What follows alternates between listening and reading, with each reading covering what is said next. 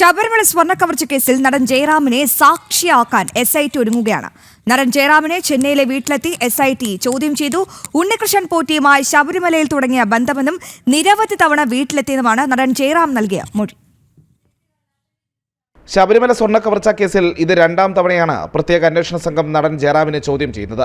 ജയറാമിന്റെ ചെന്നൈയിലെ വീട്ടിലെത്തിയായിരുന്നു മൊഴിയെടുപ്പ്. ഉണ്ണികൃഷ്ണൻ പോറ്റിയുമായുള്ള സൗഹൃദം ശബരിമലയിൽ നിന്നും തുടങ്ങിയതാണെന്നാണ് ജയറാം നൽകിയ മൊഴി. പൂജകൾക്കും മറ്റുമായി നിരവധി തവണ പോറ്റി വീട്ടിലെത്തിയിരുന്നു. പോറ്റിയെ വലിയ വിശ്വാസമായിരുന്നുവെന്നും അന്വേഷണ സംഘത്തിന് നൽകിയ മൊഴിയിൽ ജയറാം പറയുന്നു.